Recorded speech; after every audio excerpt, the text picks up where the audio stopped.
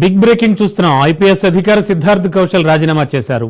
వ్యక్తిగత కారణాలతోనే స్వచ్ఛందంగా రాజీనామా చేస్తున్నట్లు ప్రకటించారు.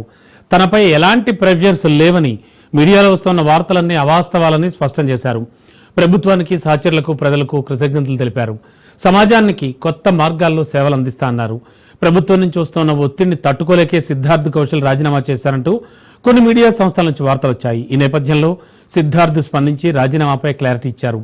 ఏపీలో తనదైన మార్క్ పాలన చూపించి విధులు అన్ని నిర్వర్తించారు సిద్ధార్థ్. ముఖ్యంగా ప్రకాశం, కర్నూలు జిల్లాలో నేరస్తులకు చుక్కలు చూపించిన ఎస్పీగా ఆయనకు మంచి పేరుంది.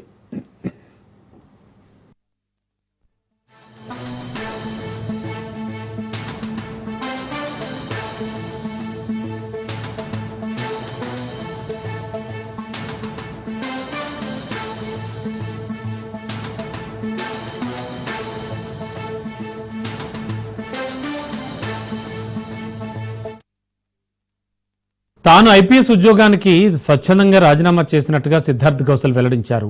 తన రాజీనామా లేఖను డీజీపీకి పంపినట్లు ఆయన తెలిపారు. తాను ఐఐఎం విద్యార్థినని, నేపథ్యంలో తనకు మంచి ఆఫర్ రావడంతో ఈ ఐపీఎస్ ఉద్యోగానికి రాజీనామా చేసినట్లు కౌశల్ వివరణ ఇచ్చారు. తాను ఒత్తిళ్ల బారిన పడి ఉద్యోగానికి రాజీనామా చేస్తున్నట్టు వస్తున్న వార్తల్లో ఏమాత్రం వాస్తవాలు లేవన్నారు.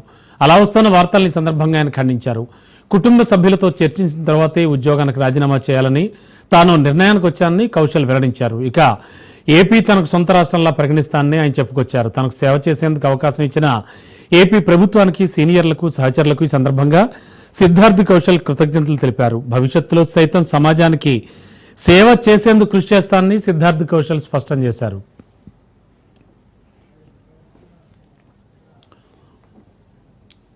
ఇదే అంశానికి సంబంధించి లేటెస్ట్ ఇన్ఫో అందించడానికి మా కరెస్పాండెంట్ శ్రీనివాస్ సిద్ధంగా ఉన్నారు. శ్రీనివాస్, ఏం జరిగింది? సిద్ధార్థ్ కౌశల్ చాలా హైలైట్ గా నిలిచారు గత కొద్ది రోజుల నుంచి. ఏం జరుగుతోంది? ఆయన రాజీనామా వెనక ఏం జరిగింది అనుకోవచ్చు?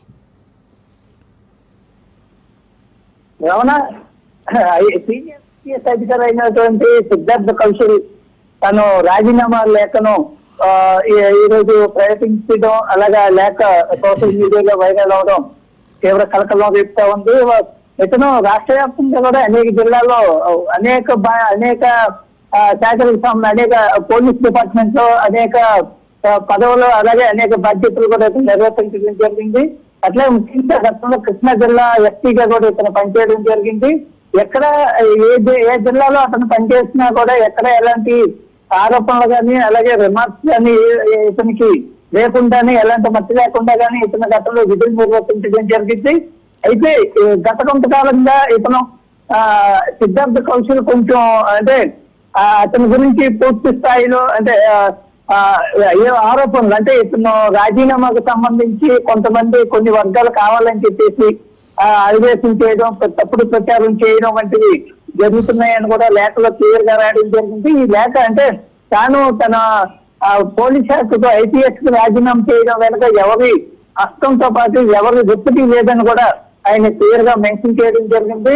ఐపీఎస్ సేవలో అతను పనిచేయడం తన జీవితంలో అత్యంత గౌరవప్రదం, తృప్తికరమైన అనుభవం ఉందని కూడా చెప్తూనే తన కుటుంబ సభ్యులు అట్లాగే సన్నిహితులు అందరి సలహాలు, సూచనలతోనే తన ఇష్టపూర్వకంగానే ఐపీఎస్ కి రాజీనామా చేసినట్టు తెలుస్తా ఉంది. అయితే దీనికి సంబంధించి అతను లేఖలో వివరించినటువంటి అంశాలు ఏవైతే ఉన్నాయో అవన్నీ అతను ఇండివిజువల్ గా రాసినటువంటి అవన్నీ మొత్తం సోషల్ మీడియాలో లేఖ వైరల్ అవడం అనేది గత కొద్దిసేపటి నుంచి కూడా తీవ్ర కలకలం రేపుతుంది. ముఖ్యంగా ఐపీఎస్ లో సీనియర్ ఐపీఎస్ కావాల్సి ఐపీఎస్ కేడర్ కు సంబంధించినటువంటి అధికారులు ఎవరైతే ఉన్నారో వాళ్ళందరినీ కూడా ఒక విధంగా షాక్ గురి చేసిందని కూడా చెప్పొచ్చు. ఎందుకంటే ఇటీవల ఏపీలో చోటు చేసుకున్నటువంటి పరిణామాలు ఏవైతే ఉన్నాయో ఐపీఎస్ ముఖ్యంగా గతంలో మనం చూసినట్లయితే బొంబాయి నటి కేసుకు సంబంధించిన సీనియర్ ఐపీఎస్ సిఎస్ఆర్ ఆంజనేయులతో పాటు మరో 3 ఐపీఎస్ లతో కూడా కేసులు నమోదు చేయడం, ఇవన్నీ కూడా